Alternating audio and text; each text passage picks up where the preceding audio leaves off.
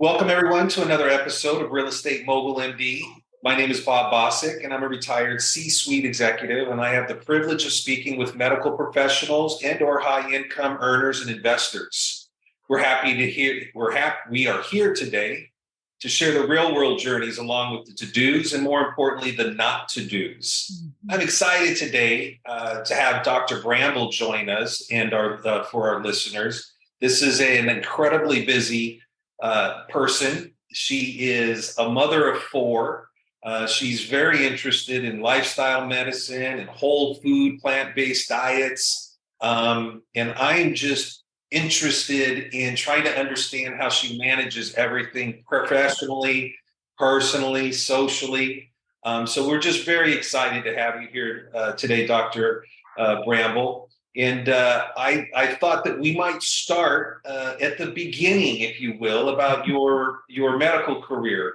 Maybe you could tell us, when you started medical school, where you went to medical school, and maybe take us along your career arc until now. Oh, thank you for having me. I'm really excited to share my journey.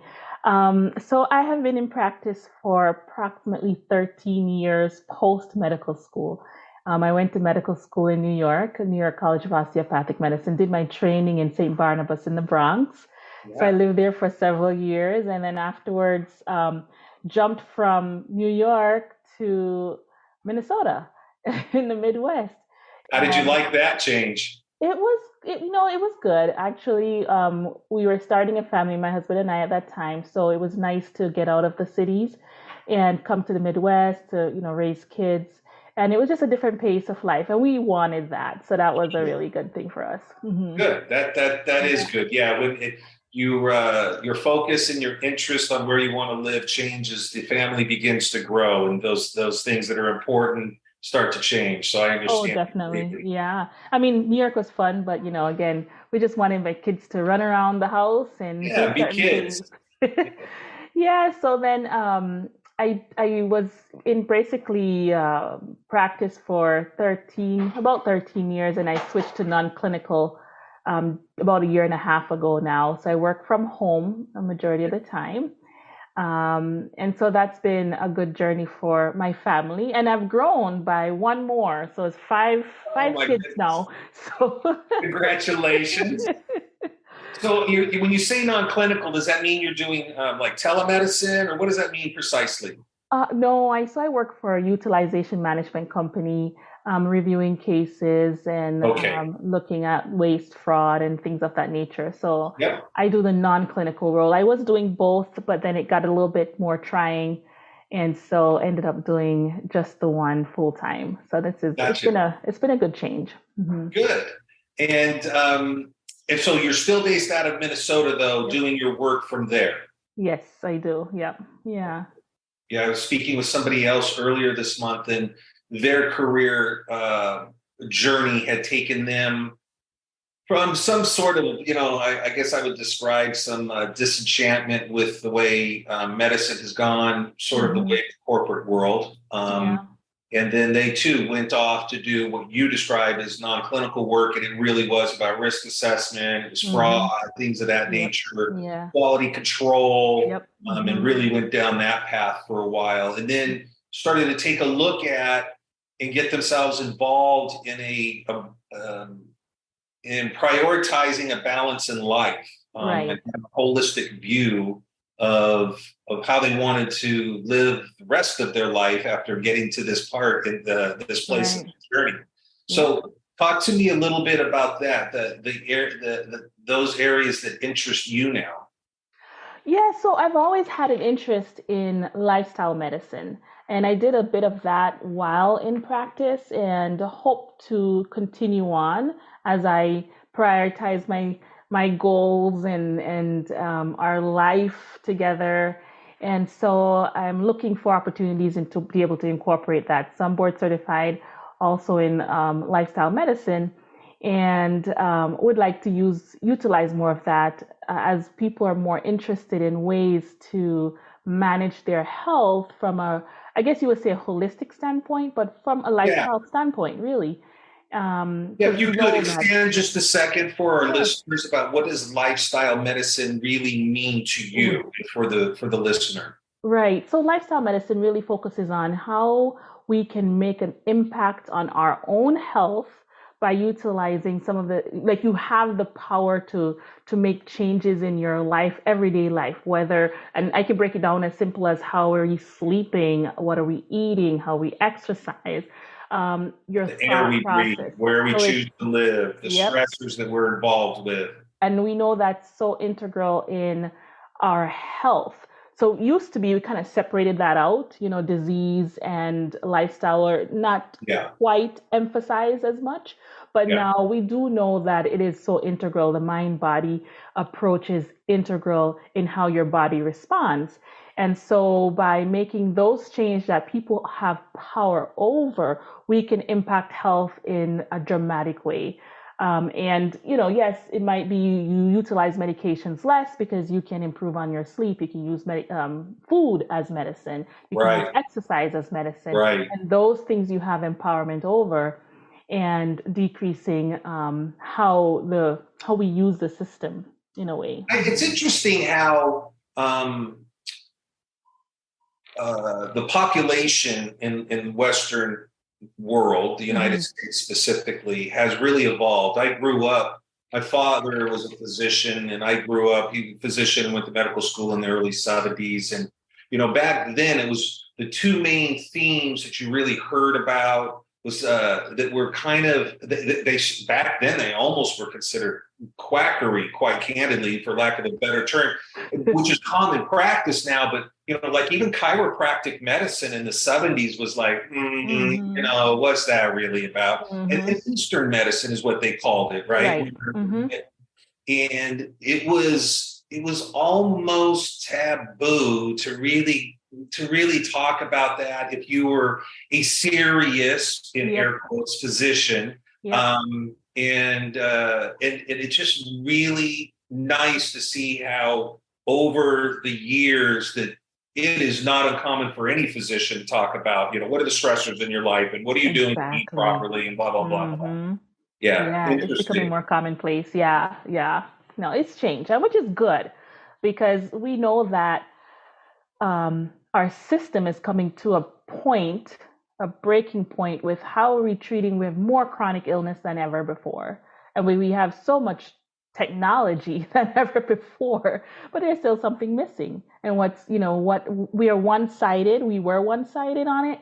And so now we really have to see what's going on with the patient as a whole in order to treat them better.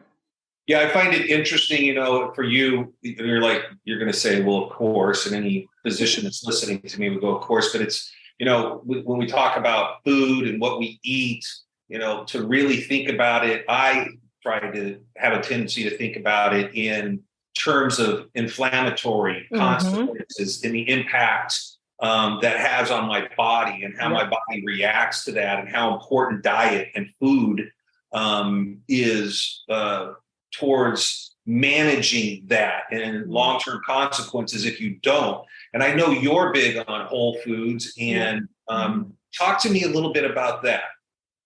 Yeah, so we know from the research that whole foods, and particularly, of course, plant-based, has a dramatic impact on the body. It decreases the inflammatory markers, which we are now focusing on in so Right, many diseases, right, whether you're talking about diabetes, to cardiac, to cancer related.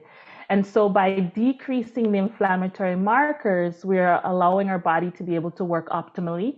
And we know that certain foods do have more characteristics than ever to be able to help us do that. And we know, we've got information over the time, and many people in a household know, okay, well, if I have a lot of sugar, you can have high risk for this and that.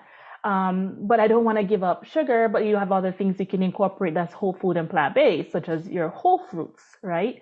right, Or I want to lose weight. Okay, well, I don't want to be too restrictive, but I want to feel full and satiated. Well, we know foods that are high in fiber tend to help us feel that fullness, but yet not give us the high caloric load and the inflammation and all those things. right. So whole food plant-based is kind of what I focus on, or it is what I focus on, because we know that it has the characteristics to help a broad range of issues, right? Right. It has that ability to just focus. You don't have to focus on nitpicking. You can just eat a whole table of whole food plant-based and know, this is That's going the to way help I like me. to eat. I like to forage. I'll take a little of this and everything else in the line. And it's a fun way to eat. Yeah. so, so does that mean that in your own lifestyle, do you practice not eating any fish, any chicken, any red meat? Is that excluded from your diet? Personally, yes. For my diet, we've whittled that down over the years. So Okay. we are predominantly whole food plant based. And when I say that, I know the term vegan gets thrown around, but we consider it just whole food plant based because we do honey. We raise bees Okay. ourselves, Yeah. and so I do consider that whole foods is food from the nectar. Sure. Sure. Some natural sweeteners, I guess you would say. So we have whittled that down over the course of time because we've found that we can go without the other sources and have fun and feel satiated without additional components. So if a guy like me, who's about 200 pounds, wanted to consume 200 grams of protein on a daily basis while not using powder-based Mhm. substitutes or otherwise, you could create a diet of whole foods and plant-based that would supply those protein desires or wants that I have on a daily basis easily. Easily. But the other question I have to ask is why are we on such particular amount of protein? What's your gain? But yes, you Yes, have athletes. I mean, if you ever watch I some of these know. triathlons and Even ultra, weightlifters. I've seen weightlifters that they are vegetarians or yes, vegan. and they're Absolutely. sustaining and they're getting their weight and they're getting the Power strength. lifters, huge Power lifters. men, right? My husband likes to watch the F1 car Yeah, stuff. yeah, A yeah. lot of those drivers, because it's a lot of G-force, and Sure. we don't think of it as strength, but it is a lot of Mix and strength. stuff. Right. They become whole food plant based because of the sustainability of it. Interesting. Yeah, and so yeah, as you said, with power lifters, weightlifters, we know that a lot of them to sustain the strength and the recovery, especially when you look at ultra marathon runners, right? The recovery phase Right. is so much more dramatic with whole food plant based for just a myriad of reasons, and they're able to bounce back quickly. So yes, we you can create any basically a lifestyle plan based upon what your needs are, whether you're ultra, Olympic, or you're putzing around the house. Right. You're an old gray hair like me running around. The needs can be varied. So yeah, just like you would with Sure. eating a regular diet, the need you can choose what you want to eat, but you can incorporate more, beans and other foods into your diet that can be able to sustain. How difficult is it for your children to maintain that? We know I have had children, and I know at certain ages they start to go to parties, they start to go to sleepovers, they have Yeah. friends that come over, and they're worried that their friends are going to go, ugh, there's no pizza, there's no hot dogs, there's no burgers, or that your kid's going to be over there, pounding down a bowl of ice cream and eating candy all night and drinking coffee and coming home to you bouncing off the walls. How do you manage that? Well, the thing is, my kids have been raised in this type of lifestyle, so that's what they know. They haven't had anything different. Secondly, there is I think it's a quote by Dr. McGregor who does a lot of lifestyle medicine, and it really one time isn't going to be the biggest deal. Christmas and parties maybe come around once in a while, so that's not the end all. It's You the don't focus on that excessively. right. Right? They're going to do what they do. It's a consistency. So Yeah. what are you doing the 5 days of the week? What are you doing, several months out of the year? If Christmas comes along and you're going and you're having fun, Yeah. at your family's house, that's one day. Yeah. Or if you do it for 340 out of 365, you've done well, right? Yeah, so we kind of tend to focus on those one days, but it's really what are you doing, like you said, the rest of the year. But my kids have been raised into that lifestyle, so and it's a good thing too because you when you're a doctor and you teach your kids the science from they're Yeah. young, then it becomes easier. They hear it often and they know And why. they get the benefit of the credibility. My mom's a doctor. What does your mom do? So what are you Yeah. talking to me about? And then the other thing too is we love to eat, but that means we love to cook. And Yeah. for kids, the meals have to taste good. Yes. So once you can draw the kids in with a wonderful, tasty meal, it's easy. Now, if it's, boiled Brussels sprouts or whatever, Oh, then it's like, no, I don't think I like this lifestyle. But, you can roast that Brussels sprouts, put it with this yes. and that. And you really have to start to incorporate some wonderful, tasty ways of You have to making be wonderful creative. dishes. And it's easy, basically when I was in New York, actually, we used to go out to dinners, but one of the favorite places to go out was Yeah. steakhouses, Yeah. because they have Sure. great sides. Sure. They have great sides. So they had sides of Mac and steak, cheese and oh yeah, or even baked all. potatoes. They had Yes. roasted veg because they always want to have the sides to complement that great steak. So I Sure. didn't have to have the steak, but I could have all the sides. I thought they were delicious. So yeah, it's about how tasty you're going to make the meals, and with that, you can win anyone over. Yeah, I was thinking about, when I asked you the question about your children and how difficult it is for them to sustain it and not Hmm. to be self-conscious about it and be confident. It reminds me of my youngest, who's in his 30s now, but at the time, he must have been 3 or 4, and we discovered the effect of red dye, yeah, on Mm. him, and he actually would get spun up and become Oh. hyper. And Hmm. even at 4 or 5, he would go over to friends' houses, or after baseball practice or whatever, someone would try to give him a red fruit punch or something, and he said, "I can't, I don't want that. I'd rather have an orange one or something." And it was Awesome. very much okay with speaking up for himself, and he wasn't self-conscious about it at all. So yeah, that makes And sense. then these younger, so as we are becoming more vocal and more conversant with our kids, it becomes a norm, Yeah, right? And so they are understanding the why behind it. So that's important. Not just like, oh, you got to eat this. always the why. The why behind it. Once that clicks, then it's easy for them to be an advocate or just be very confident in what they do. So like my younger one is one of my younger, not the youngest, but the one 4 year old. He'll go and he say, "Oh, does this have this in it?" Okay, thank you. Even though it looks just beautiful on the outside, Right. he has a why, and so he doesn't want to eat it. And so it's easy. So once we have this conversation over and over with our kids, and they have that why and the reason, and it's the same with adults too, right? Our mind become change, and then we can be able to make choices that help us. So let me take you back a little bit. When did you know you wanted to become a doctor? How old were you? Well, I come from a family of nurses. So my family, mostly from the Caribbean. We're from Jamaica, and so we have my dad's a nurse, my stepmom's a nurse, my aunt's a nurse, and Everybody. so kind of raised in that medical field and hearing the language and the conversation. And as I went through high school and was able to volunteer and be a part of, like, whether it's a nursing home or volunteer at a hospital and so forth, I was able to see the different aspects of medicine. And I think that's what really led me down that path.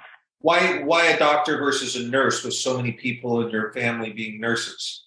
I had the opportunity to follow or shadow mostly physicians, Uh, because my dad was working in the hospital. He's like, "Oh yeah, I can have you shadow so and Doctor so and yeah. so," and I started to shadow these different physicians, and I really like what they were doing. I was in the beginning, I was intent on becoming a surgeon, because that was what I was seeing, and I liked that problem solving and using the hands. And then as I transitioned, I think believe it was in medical school, and had the opportunity to do some rotations, and then I was exposed to more family medicine. I was like, wow, this is cool. You saw the baby and then the mom, and then you just connected with the grandma, and they're all in your practice. Yeah. Wow. Yeah. You can see the generational circle of it all. Right. And then you can make an impact on the whole family. And Yes. so, That's a great point. I had not thought about it from that perspective. yeah. Yeah. And so it was really nice to see that when I was shadowing different providers especially in the primary care world, where they just knew the family medical history and the connection because they Yeah. spend a lot of time with the family, whether it's the kid that was just born and then the mom, and then you're taking care, oh, but my grandma, remember? And it was just the way they were talking to them as if they're their own family. And I Yes. enjoyed that connection. And Yes. so now I was like, well, okay, surgery, primary care. Okay, I'll jump into primary care because I really like that connection. Yes. I Yeah. think that if I was a physician that had been, and I speak to many that are farther along in their career arc, as we say. Hmm. So I don't talk to a lot of newbies, if you will, Hmm. residents, et cetera. These are people that, have been practicing 15 years, Yeah. 20, 25 years. And then so many of them um, have since diverted their attention into other areas of interest, be it writing books, Hmm. creating algorithms that help with the treatment.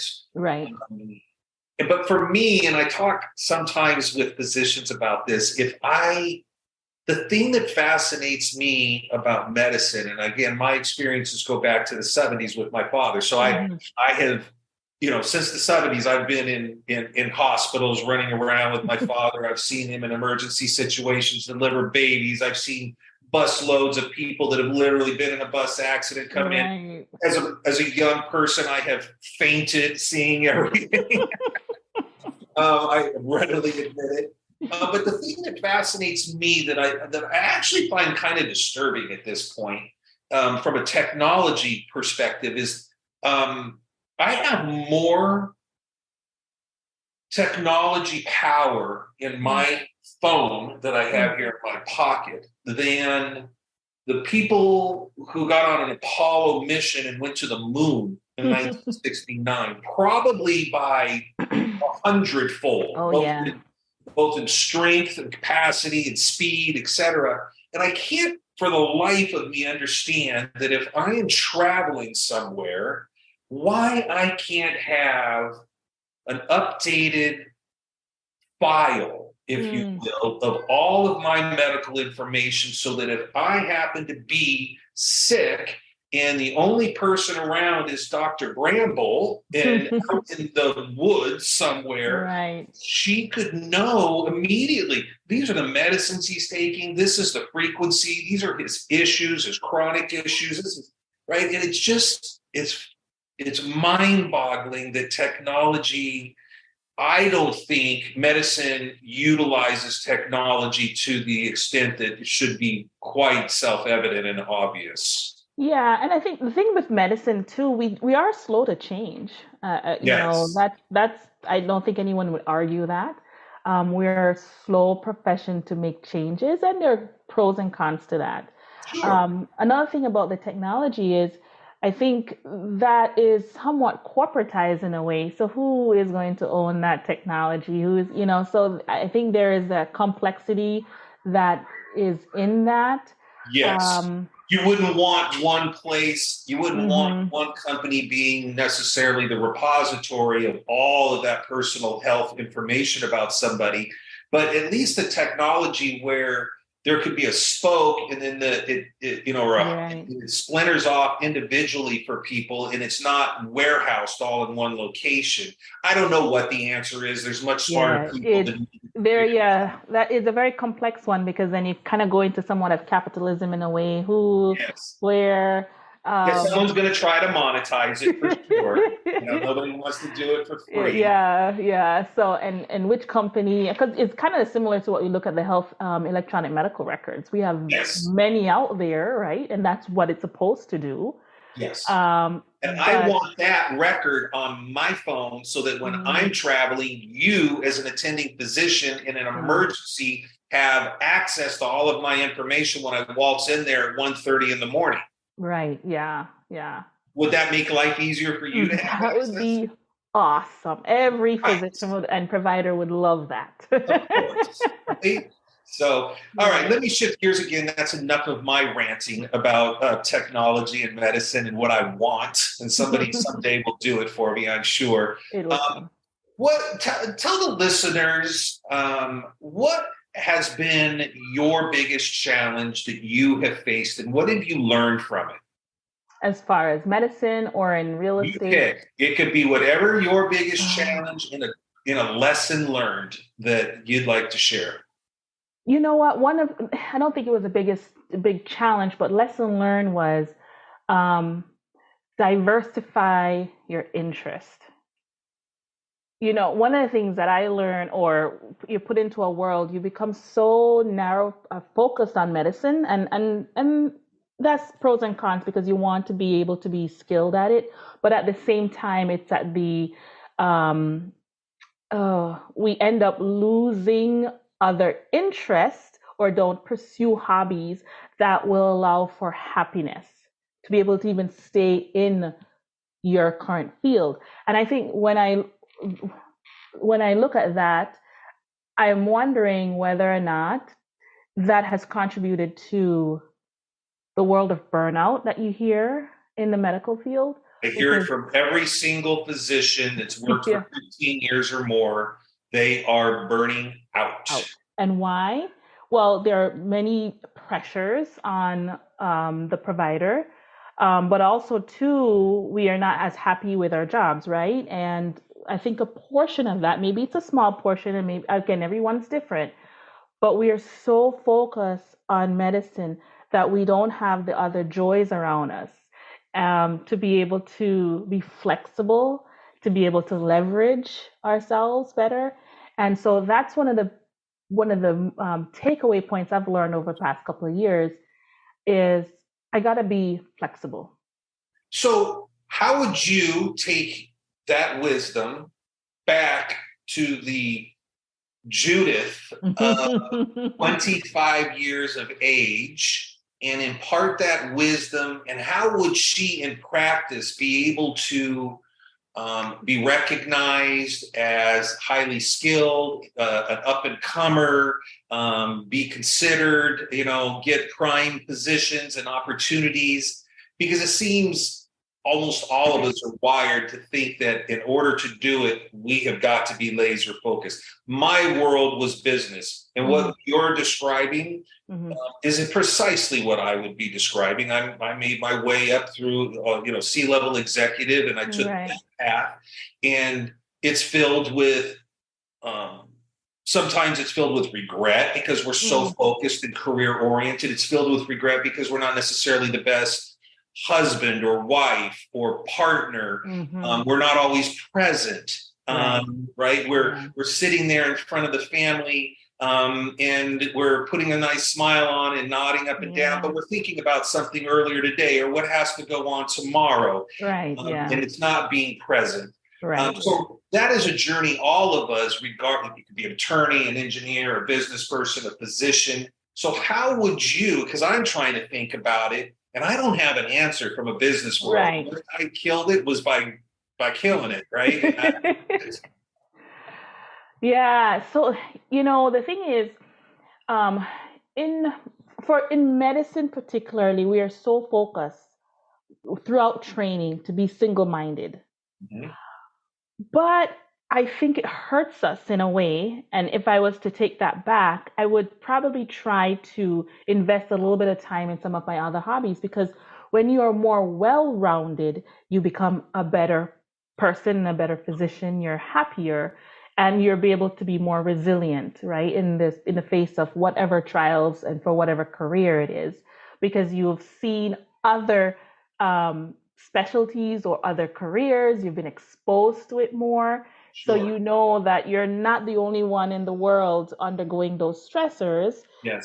but you also can be able to be innovative. I think that was one of the things that I missed out on was, being integrated with other professionals because that innovation that they have in their field can be brought back to the Yes. medical field. Like Yeah, you're talking these about can populate and technology. be transported. Sure. Yeah.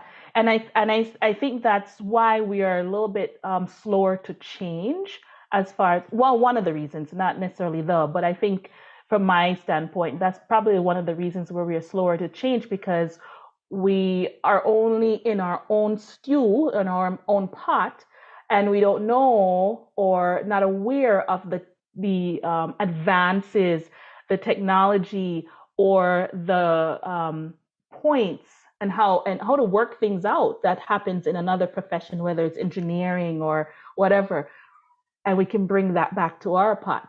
So, one of the things that we do is we go to conferences, right? And we are all surrounded by medical professionals, Yep. right?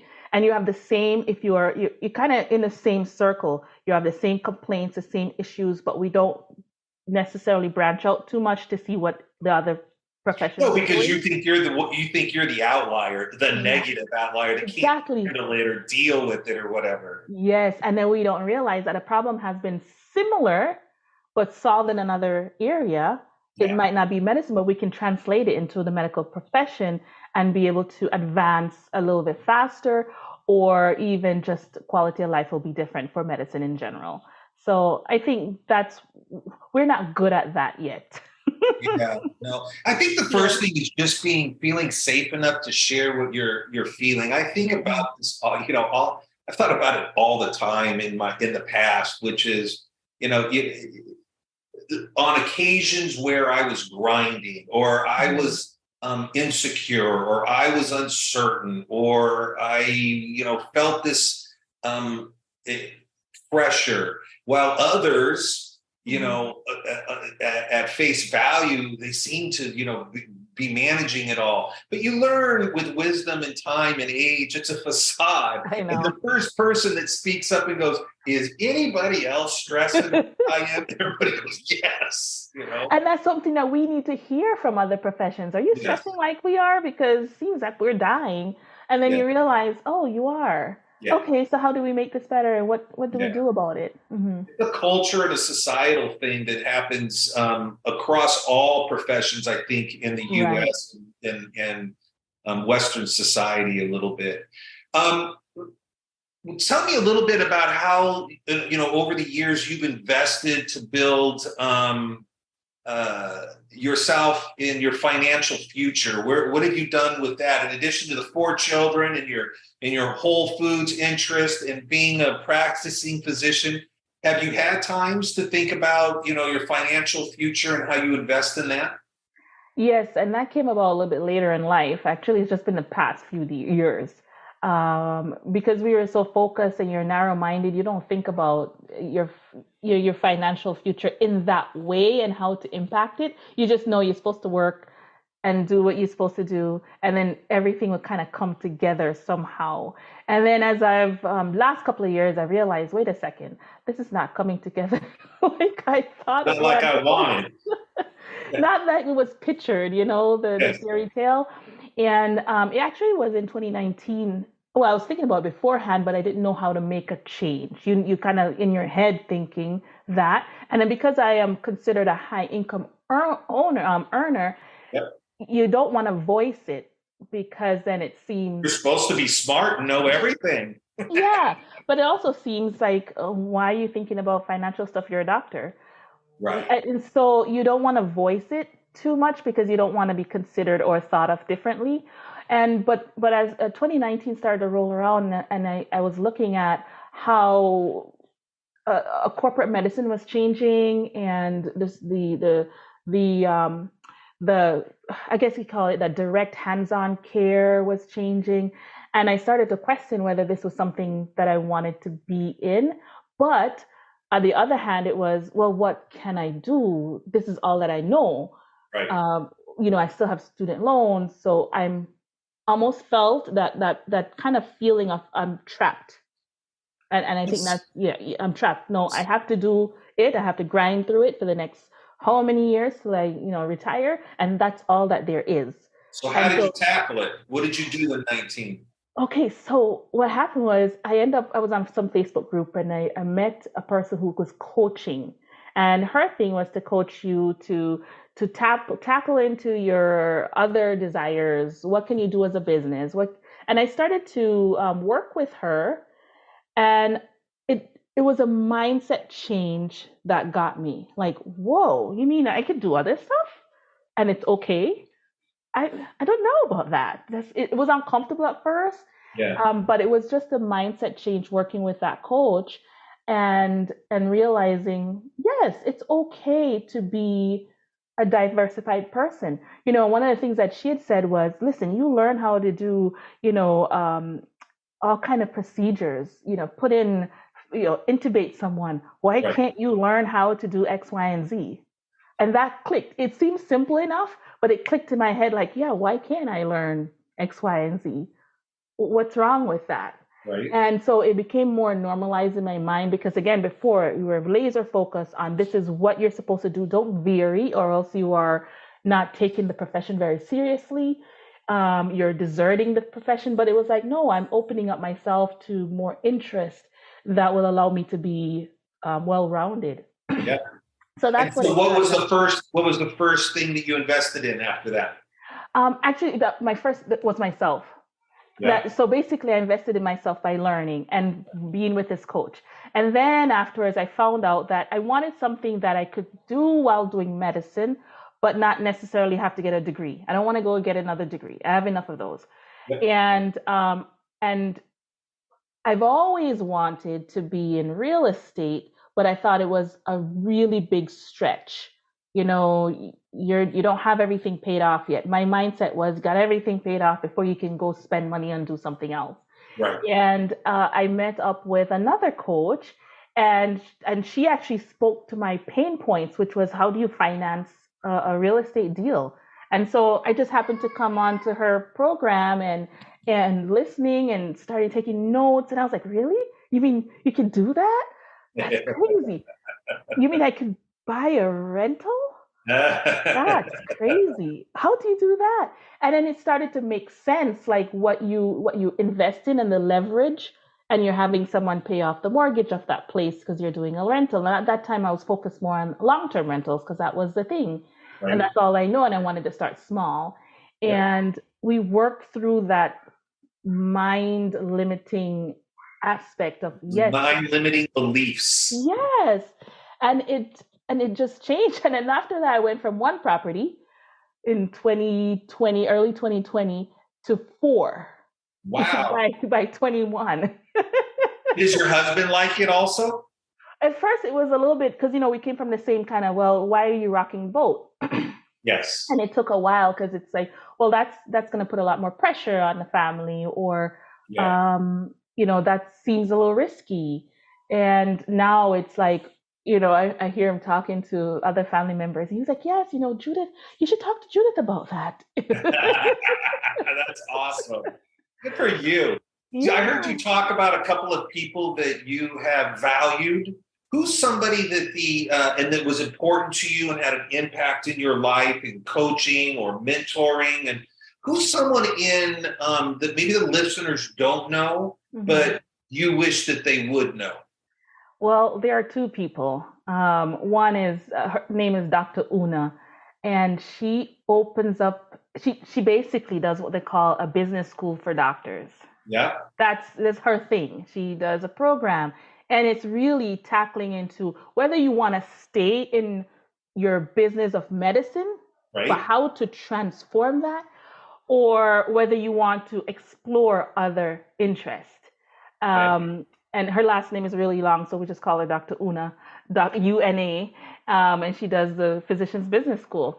And then there's Dr. Chiagozi Fowler, who was like, she loves real estate, all aspects of real estate, and continues to grow in real estate. And I'm like, okay, I like that. I like the fact that she loves medicine, and then loves real estate. You can And have two kitchens. you chose two women, and I need to ask the question: is it because you just felt that they could better relate to you as being a wife, a Mhm. mother, a doctor, in a way that Bob, who you're speaking with now, even if I was a physician describing some of the same pain points, Right. I still wouldn't quite fully understand the challenges that you have, right? As you wouldn't Yeah. understand some of mine. Yeah, I think I gravitated towards them because of they understood my pain points because they were there. And you're Okay. right. They're both mothers. Yep. They're both physicians, Yep. and they understand the limited beliefs that we have as far as physicians are concerned. And I like that because it wasn't trying to explain away, oh, I don't know if I can do this. They were already attacking the belief before I even said it. Gotcha.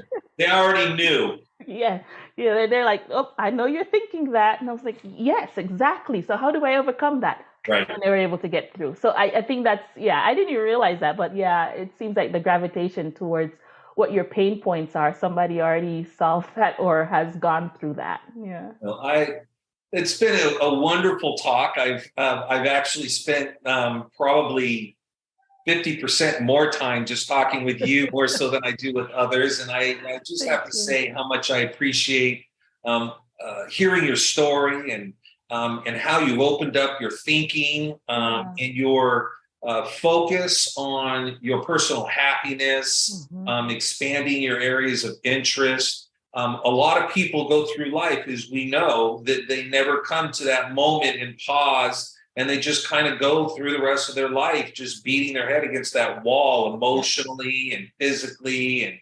professionally. And so it's nice to see that you have taken some of those struggles and you've processed them and you've Hmm. made changes that are making a big difference in your life and your family's Oh, life. yeah. And then by extension, your extended family, friends, and others. So I just wanted to say thank you for coming on today and sharing your Oh, journey and your experience. It's been tremendously interesting to me. thank And you. thank you so much. I really appreciate it. It's good to share because a lot of times for physicians, particularly, we don't hear others and their journeys. And we are pigeonholed in thinking that we're the only one. And it's nice to be able to connect and be able to share that aspect to say, hey, everybody's going through the same thing. Absolutely. Again, Yeah, thank you very much, Dr. Bramble. You no have problem. a good rest of the week. Thank you so Mm, much. no problem. Thank you.